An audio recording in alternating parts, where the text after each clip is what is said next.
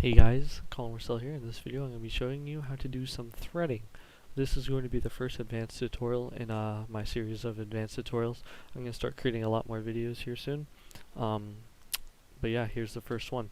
So for threading, I've got the basic class set up. I'm going to have to make an extra class that's going to be our thread. So I'm going to name it, I'm just going to name it server for now because we're going to be going into sockets later. This will be a good example, so we're going to have this class for later. So we're going to start out programming in the server class. So to make a thread, you need to make the class extend thread. Extends thread, and then you need to create a function specifically called run. So you'll do public void run, and then this is how we'll start the thread in the main file. So once we have this, we can go over here.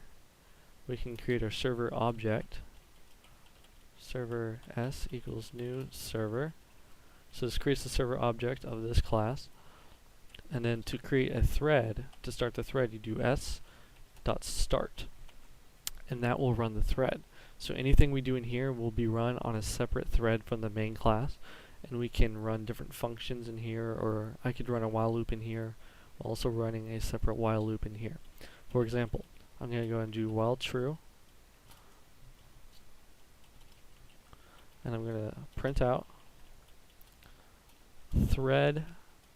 I'm going to make it print out server thread, and then I'm also going to make it sleep. So to do that, we can do thread.sleep. We're going to make it sleep for 1 second, which is 100 milliseconds. We're going to need to go ahead and make this surround it with a try catch because of an interrupted exception. So every second this will run, it'll print out server thread. As you can see, that's about accurate.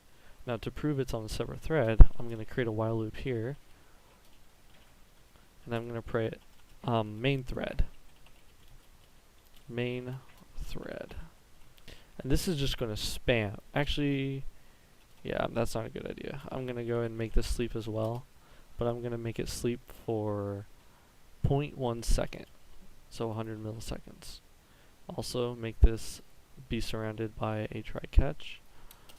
Same reason. And when I run this, this is going to print 10 times for every time the server thread prints. And it's going to be on 2 different threads. As you can see, it's printing main thread a whole bunch and server thread a whole little. To make it a little bit more clear, I'll make the main thread print half a second, every half a second. So it should be 2 for 1. As you can see, it's 2 for 1 there. And that is how you create a thread. Thank you for watching this video. I hope you all have a great day.